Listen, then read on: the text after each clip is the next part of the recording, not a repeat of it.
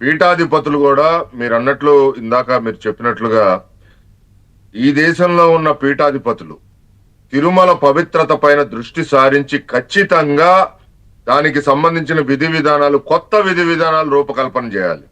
ఎందుకంటే తిరుమలకి అంటూ ఒక చట్టం అనేది ఒకటి ఉందండి తిరుమలలో, ఆ టిటిడికి సంస్థకు సంబంధించి.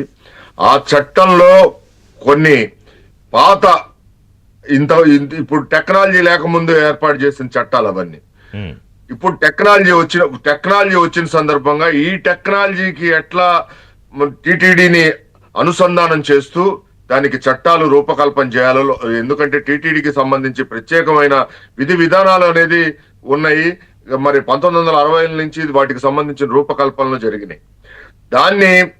దాన్ని కొనసాగించే దిశగా ముఖ్యమంత్రి చంద్రబాబు నాయుడు గారి ప్రభుత్వం కఠినంగా వ్యవహరించాల్సిన పరిస్థితి ఉంది.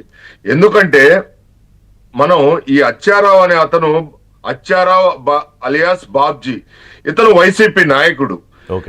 క్యూ లైన్లలో ఒక రాజకీయ పార్టీల నినాదాలు ఇచ్చినట్లుగా నినాదాలు ఇచ్చాడు చైర్మన్ గారి మీద, టిటిడి బోర్డు మీద, వీటికి సంబంధించి. అదేమంటే నాకు ప్రెస్టేషన్ వచ్చింది, నాకు పాలు దొరకలేదు, లేకపోతే నాకు అన్నప్రసాదం దొరకలేదు. అసలు క్యూ లైన్ లో అన్నప్రసాదాన్ని ఆయన అచ్చారావు గారి టిటిడి వేణుగోపాల స్వామి చైర్మన్ గా పనిచేస్తూ 50 లక్షల రూపాయలు టిటిడి నిధులు తీసుకొని ఈ రోజున వచ్చి వెంకటేశ్వర స్వామి మీద ఆయన వెంకటేశ్వర స్వామి సన్నిధిలో మరి అపచారం చేశాడంటే ఆయన మీద బైండ్ ఓవర్ కేసులు పెట్టడం ఏంటి?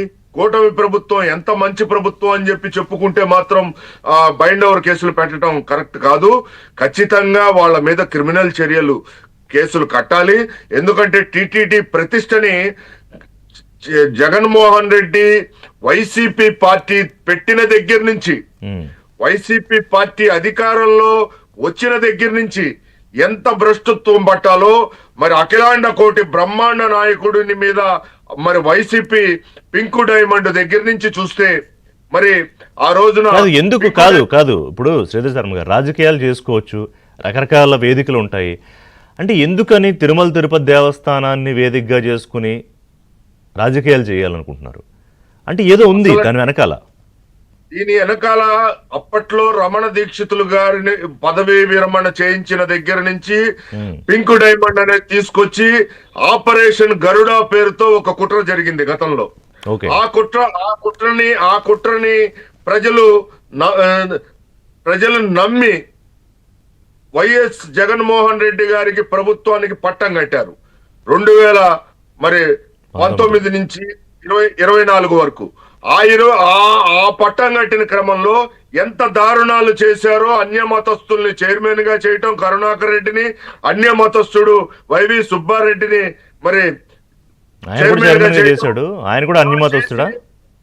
అన్య మతస్థుల్ని 2000 మందిని వీళ్ళిద్దరి టైంలో మొన్న 5 ఏళ్ల పాటు మరి ఉద్యోగస్తులుగా చేర్చడం జరిగింది. అన్య మతస్థుల్ని వాళ్ళని తొలగిస్తే తప్పితే, అన్యమత ఉద్యోగస్తులను తొలగిస్తే తప్పితే దీనికి ఒక ముగింపు రాదు. అట్లానే కరుణాకర్ రెడ్డి మరి ఇట్లాంటి ఎవరైతే టిటిడిని అప్రతిష్ట పాలు చేసిన ఏ రాజకీయ పార్టీ నాయకులైనా కానీ, వాళ్ళు బీజేపీ నాయకులైనా, టీడీపీ నాయకులైనా, జనసేన నాయకులైనా, వైసీపీ నాయకులైనా, కాంగ్రెస్ నాయకులైనా, ఈ తెలుగు రాష్ట్రాల్లో ఏ రాజకీయ పార్టీల నేతలైనా సరే కఠిన క్రిమినల్ 7 ఏళ్ల పైన. అదే మీరు అన్నట్టు ఏంటంటే కాదు, గడిచిపోయిన వాటి మీద కూడా క్రిమినల్ ఇన్వెస్టిగేషన్ చెయ్యాలి అనేది ప్రసాద్ గారు. ఖచ్చితంగా చేయాలి. గోవులు మృతి చెందిన దాని మీద మొన్న ప్రచారం బిగించేశారు. నమాజు చేస్తున్నారని చెప్పి వీడియో వైరల్ చేస్తున్నారు. ఓన్లీ వైసీపీ సోషల్ మీడియాలోని కాదు, అక్కడే వస్తాయి. ఎందుకంటే ఎక్కడ పుట్టాయి అక్కడే వస్తాయి కదా. ఒకటి ప్రసాద్ గారు మాట్లాడదాం, శర్మ గారు